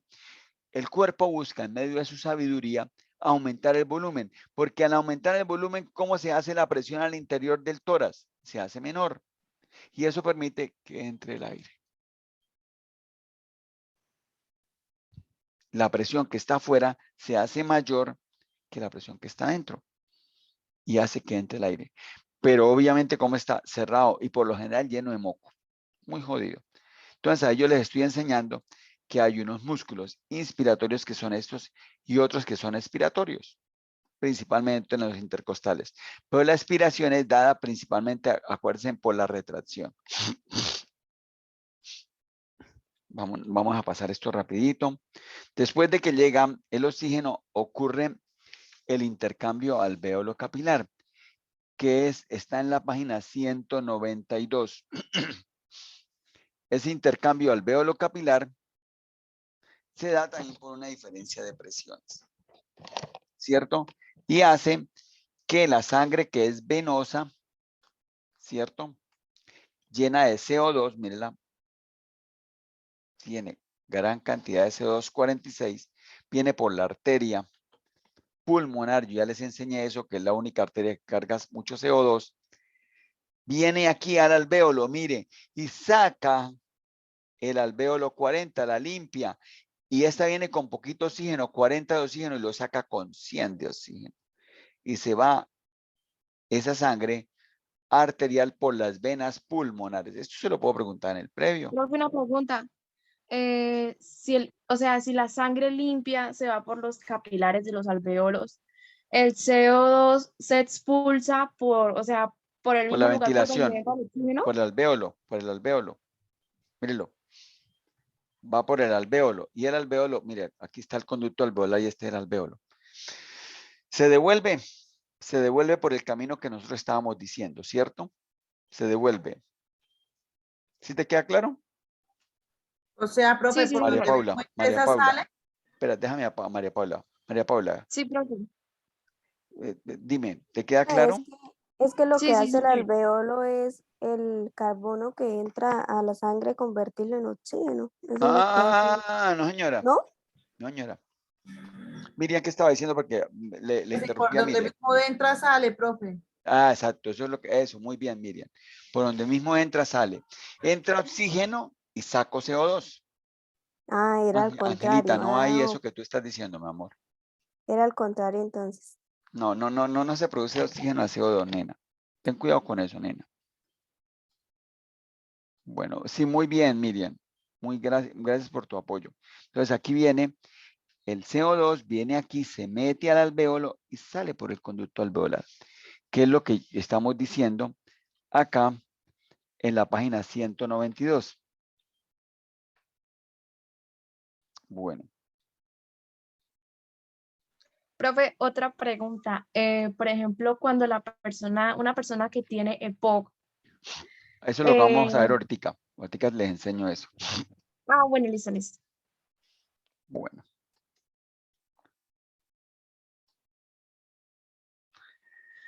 Bueno. Entonces.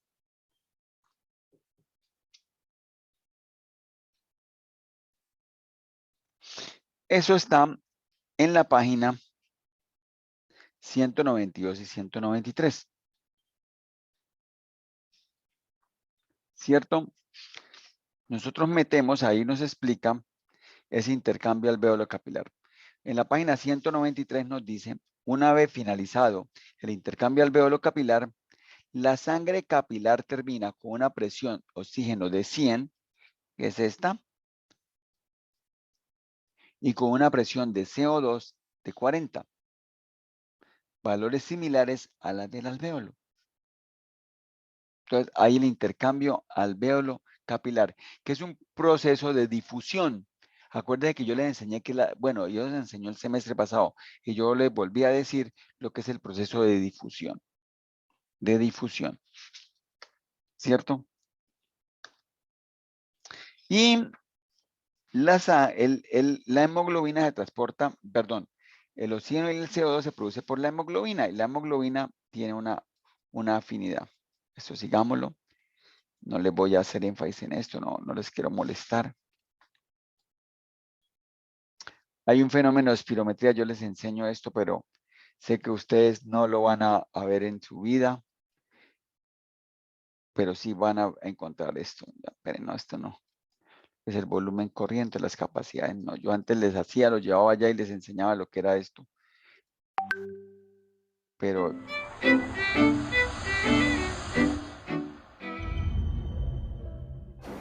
la espirometría es una prueba que evalúa la capacidad funcional respiratoria a través de la medida de los volúmenes y los flujos pulmonares. Es una prueba fundamental en lo que es el diagnóstico, el seguimiento y el control de las enfermedades respiratorias. En este caso va a ser una prueba muy fundamental en el seguimiento de los pacientes que tienen enfermedad pulmonar obstructiva crónica, el EPOC, y también otras como el asma, las fibrosis pulmonares, etc. Sirve para valorar la incapacidad funcional y también nos sirve como medida de monitorización de las enfermedades respiratorias. Para realizar una espirometría hay una serie de instrucciones previas. Fundamentalmente hay que dejar de fumar, hay que venir a hacer la prueba con ropa floja, no muy apretada en la cintura, dejar de tomar café, teína, bebidas excitantes, y si se toman inhaladores hay que suspenderlos 24 horas antes. Y ahora, pues para verlo mejor cómo se hace una espirometría, vamos a hacer una, pues para verlo de una manera más eficiente.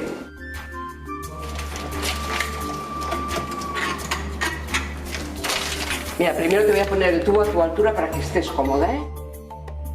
Vamos a hacerte una prueba para medir tu capacidad respiratoria. Entonces hay que medir el aire que entra y sale del pulmón y lo rápido que sale. Entonces con la nariz tapada vas a respirar por el tubo. Primero despacio, yo te marco el ritmo, coger, echar, luego te mandaré que cojas mucho aire y que soples fuerte y seguido. El movimiento tiene que ser muy rápido, como apagar unas velas. El primer segundo rápido y luego vaciarte, vaciarte, vaciarte, y que cuando no quede nada de aire volver a coger. Yo te voy diciendo, vemos cómo sales o cómo salga y corregimos, ¿eh? Tú tranquila. Conéctate, métete el tubo en la boca, séllalo con los labios y empiezas a respirar tranquila. Vete cogiendo y echando aire. Coge y echa aire, muy bien así. Coge y echa. Llena el pecho de aire. Sopla. Muy bien, aguanta, aguanta, aguanta, aguanta, aguanta, aguanta, aguanta. Sopla, sopla, sopla, sopla. Y coge mucho aire. Descansa. Muy bien, sepárate. Esta es la espirometría que acabamos de hacer y en este caso es una espirometría normal. En esta curva representa los flujos y los volúmenes de aire que ha realizado el paciente. En este caso vemos que están incluso por encima de la normalidad y sus flujos y volúmenes están cercanos entre el 80 y el 100%, que son los valores normales. Para este paciente la curva normal sería la que va en líneas blancas discontinuas y, como podemos ver, el paciente ha realizado una curva pues muy superior por encima de lo que es la normalidad. Hay dos curvas, una azul, que es la que se realiza de forma basal, y hay otra curva roja, que es la que se realiza después de dar o administrar de forma inhalada un broncodilatador, que lo que produce es una dilatación de los bronquios y aumenta los flujos y los volúmenes pulmonares.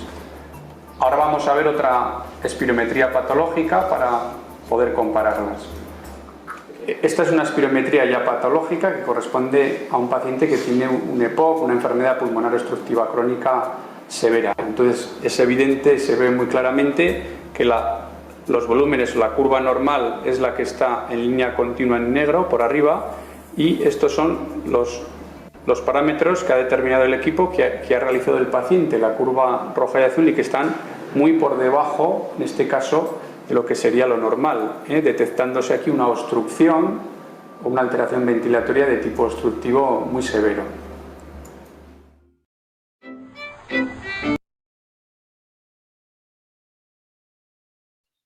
esto es para que entiendan un poquitico de lo que es una espirometría, pero no quiero entrar a explicarles más de eso porque la lógica no es esa. Pero aquí sí ya venimos con las dos, con el EPOC y con el asma. ¿cierto? Entonces, el EPOC es una enfermedad crónica en la que las personas tienen limitación para poder sacar el aire, ¿cierto? Eso se da a daño en la vía respiratoria. La más frecuente es el tabaquismo, ¿cierto? La contaminación ambiental, la exposición recuerden lo difícil que es las personas que cocinan con leña, les dan EPOC, ¿cierto? Y la deficiencia de alfa-1 antitripsina. Le da disnea, que ya sabemos que es disnea, dificultad para respiratoria. La gente, como le dice a uno que es disnea, se me cortó el aire. Fatiga. Yo tengo fatiga. Muy bien, María Paula, la gente le dice eso. Esputo. Yo escupo gargajos. Los gargajos están amarillos. Esputo es eso. Tos crónica, por lo menos 2 años. Infección del tracto respiratorio o alergenos. Entonces yo les hice esto. En la cual, ahora sí tengo que tener la fotico. Ay, Jaime Otoniel. La foto que iba a tomar de entrada. Ahora sí necesita tomar la fotico. Pero ya les pongo la fotico a ustedes. Pues, profe, en cuanto al esputo, pues a mí me han comentado que la persona que tiene EPOC, el esputo normalmente es como entre saliva y entre blanco, pero que cuando es amarillo, incluso es verde, es porque ya presenta una infección. Claro, tienes toda la razón. Tienes toda la razón. Ay, Dios mío. Ya les mandé eso allá. Ojalá que lo hayan visto. Para que lo empiecen a estudiar.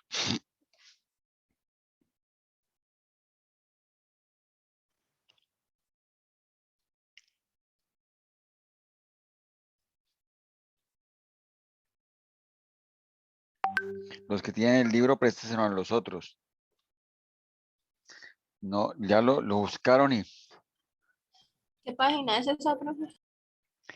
126. Hay gente que lo compró, hay gente que lo bajó.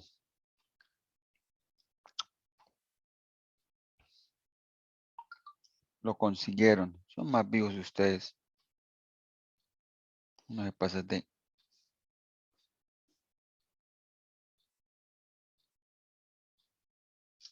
Ustedes son más chuchas para las cosas que uno como profesor. Y eso está bien.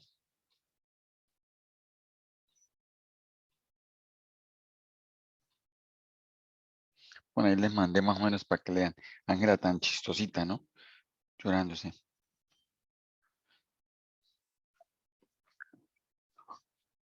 Ah, es que Ángela la sacó. Ay, ay, ay. Entonces, mire, yo les hice esta gráfica que dice, la mejoré un poquitico de la que hay ahí, de todos modos. El EPOC es una enfermedad, mire, un proceso caracterizado por una limitación progresiva, a menudo irreversible del flujo aéreo. La persona no puede manejar muy bien el flujo aéreo. ¿Qué tiene? Lo que habíamos dicho, tos productiva, lo que ustedes están hablando. Sibilancias es que está como chillándole el pecho. Estertores, están grabando la página para afuera y para adentro. Es como ustedes raspen el cabello de ustedes y háganle así. Eso son los estertores.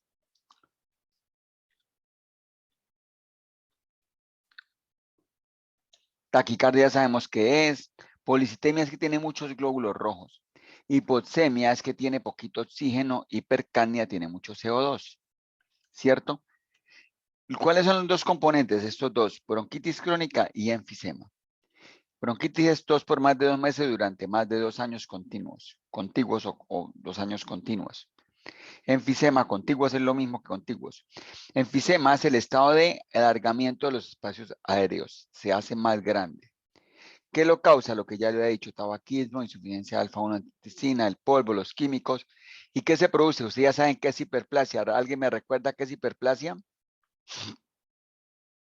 ¿Alguien me dice qué es hiperplasia? Ensanchamiento.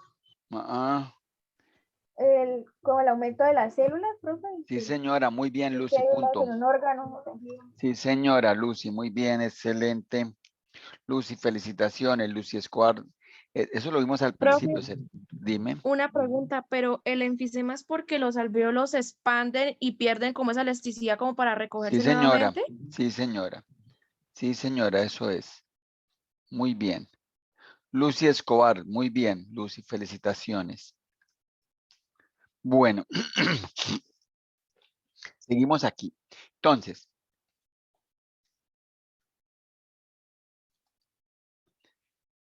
Entonces, hiperplasia, hipersecreción, lo que ya les enseñé de glándulas seromucosas con obstrucción de las vías respiratorias y formación de tapones de moco. Entonces, ¿qué tenemos? La persona tiene insuficiencia de alfa-1 antitripsina. Entonces, ¿qué es la alfa-1 antitripsina? La alfa-1 antitripsina es un inhibidor de las proteasas más abundante del suero humano. ¿Qué inhibe? La elastasa. ¿Qué hace una elastasa? Destruye tejido elástico. El tejido elástico está alrededor de los alvéolos, ¿cierto? Mire, el tejido elástico está alrededor de los tejidos alveolares. ¿Qué dijimos que hacían el tejido elástico en la expiración? ¿Qué dijimos que hacía el tejido elástico en la expiración? ¿Quién se acuerda de eso? ¿Qué hace el tejido elástico en la expiración? Recuérdeme. Cuando aumenta el volumen. Cuando aumenta el volumen. Disminuye el volumen. Porque acuérdense que yo le dije, mete aire, está en proceso activo, está metiendo aire. Si aumenta el volumen del globo y después cuando el globo empieza a desinflarse en la expiración. Entonces piensen, el globo está inflado. Si se le destruyen las fibras elásticas del globo, el globo se va a poder devolver ¿va a poder devolver el aire o no lo va a poder devolver? No, profe, el dióxido de carbono se queda atrapado ahí. El aire se queda atrapado. Entonces, mire lo que estamos leyendo acá. Mire, inhibe la elastasa leucocitaria que evite sus efectos destructivos sobre las paredes alveolares. Entonces, se mete el aire, pero ¿qué ocurre? Como no hay alguien que está inhibiendo esta elastasa, la elastasa, si yo la inhibo, ella destruye el tejido elástico. Y si destruye el tejido elástico, ¿qué ocurre? ¿Qué ocurre? Enfisema. Enfisema. Mire, en los pulmones, la deficiencia de alfa-1 antitripsina. Alfa-1 antitripsina es una amiga de ustedes. ¿Qué hace? Ella inhibe que su papá la regañe. La alfa-1 antitripsina inhibe que su papá la regañe. Cuando la alfa-1 antitripsina, su vecina no está, su papá la regaña. El papá regañón, ¿qué hace? Destruye el tejido elástico. Si se destruye el tejido elástico, porque la elastasa está funcionando, elastasa es una enzima, así que destruye. ¿Ella qué ocurre? Produce enfisema. ¿Es claro eso? Proteasas, eso es lo que les enseñan en química. Destruye.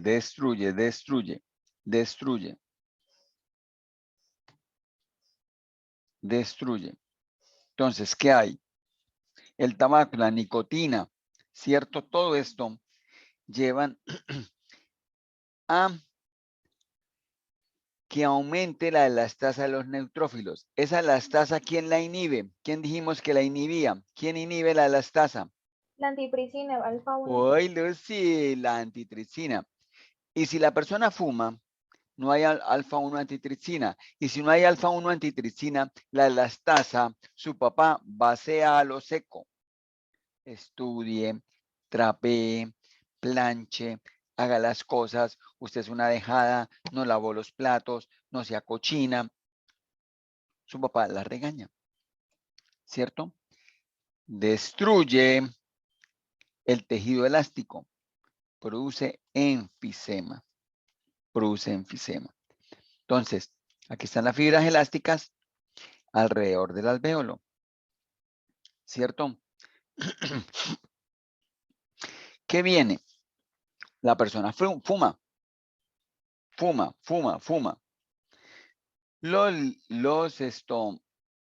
Los neutrófilos liberan la elastasa aquí. Eso lo liberan los neutrófilos. Pero normalmente, ¿quién la inhibe? Lo que acabo de decir esto. Ay, ¿quién fue la que dijo? La señorita Lache creo que fue la que dijo. Lucy, Escobar. profe. Lucy fue la que dijo. Lucy fue la que dijo. Entonces, viene el neutrófilo, suelta de la elastasa. Pero la alfa-1 antitripsina le dice, no, papito, usted no puede actuar. Pero fuma y fuma y fuma y fuma y fuma y fuma y fuma. Y resulta que no da abasto la alfa-1 antitripsina o no la produce. Entonces, ese estímulo del humo del cigarrillo en forma constante hace que, mire, aquí están los neutrófilos, mire, llegan más neutrófilos. ¿Y los neutrófilos qué traen? Más elastasa. Y la alfa-1 antitripsina no es capaz de frenar la elastasa. Su vecina no está o hay muy poquita. Entonces, esta elastasa empieza a viajar para destruir ¿a quién? Las fibras elásticas. Las fibras elásticas. Y cuando se destruyen las fibras elásticas, el aire, como el de dijeron, creo que la misma Lucy, queda atrapado el aire. No sale el aire. ¿Qué le damos? Broncodilatadores, lo que ustedes decían, corticoides. Broncodilatadores y corticoides. El asma, mire, el asma tiene moco y hay la contracción del músculo liso. Entonces, es una afección en la cual las vías aéreas, ay, ¿qué tal esto? El profesor Jaime Otoniel. Las vías aéreas se inflaman, estrechan y producen cantidades de moco. Eso bloquea el paso del aire. Entonces, ¿qué hace la persona? Se inflaman las vías aéreas, no le deja pasar el aire y eso se puede deber a un alergeno que lleva, mire, a la contracción del músculo liso de las vías aéreas. Y cuando hay contracción hay broncoconstricción. Se inflaman las vías aéreas, se aumenta la cantidad de moco y las personas no pueden respirar. Lo que ya ustedes me dijeron, se producen beta agonistas. ¿Por qué le sirven los anticolinérgicos? ¿Quién me dice? Porque evita que se contraiga, ¿no, profe? Por la contracción, profe. ¿Qué hace Relaja para...? el músculo. ¿Pero por qué? ¿Por qué el anticolinérgico ayuda? Porque los colinérgicos producen contracción, ¿no, profe? ¿Los qué, María Paula? Porque el colinérgico lo que hace es contraer y los anticolinérgicos hacen lo contrario. Los anticolinérgicos no lo dejan actuar. Y como no lo dejan actuar, esto queda actuando principalmente el adrenérgico. Muy bien, María Paula. María Paula Callejas.